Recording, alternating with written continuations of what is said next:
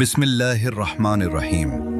কখনো কখনো জীবন আমাদের এমন জায়গায় এনে দাঁড় করায় যেখানে চারপাশে কেউ থাকে না, শব্দ নেই, সঙ্গ নেই, হাত বাড়িয়ে ধরার মতো মানুষও নেই, শুধু নীরবতা। আর সেই নীরবতার ভেতর তুমি।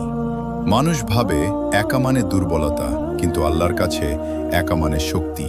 কারণ মানুষ যখন সবকিছু হারিয়ে ফেলে তখনই সে তার রবকে সবচেয়ে বেশি খুঁজে পায়। তুমি কি জানো, আল্লাহ কখনোই সেই মানুষকে অপছন্দ করেন না যে নীরবে একা তার কাছে ফিরে আসে। তিনি ভালোবাসেন সেই কান্নাকে যা কেউ দেখে না, ভালোবাসেন সেই দোয়াকে যা কেউ শোনে না, ভালোবাসেন সেই তওবাকে যা শুধু তুমি আর তিনি জানো। আল্লাহ বলেন, আমি মানুষের গলার শিরার চেয়েও নিকট। অর্থাৎ তুমি যতই একা মনে করো, তুমি কখনোই একা নও। রাতের অন্ধকারে যখন তুমি চুপচাপ বসে থাকো, হৃদয়ের ভাঙা টুকরোগুলো জোড়া লাগানোর চেষ্টা করো, তখন আল্লাহ তোমাকে দেখছেন। তোমার প্রতিটি দীর্ঘশ্বাস, প্রতিটি অশ্রু, প্রতিটি দোয়া সবই তার কাছে পৌঁছে যায়।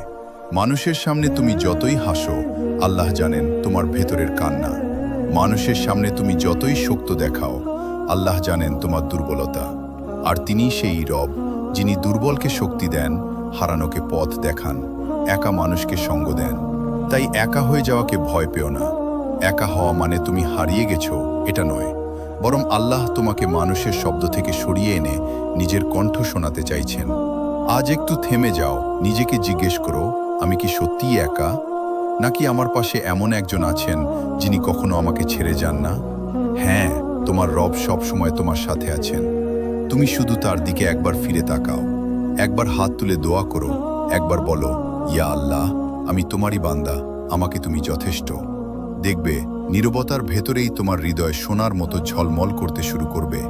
আর তুমি বুঝবে, একা থাকা কখনোই শাস্তি নয়, এটা আল্লাহর রহমত তোমাকে তার কাছে ফিরিয়ে আনার জন্য।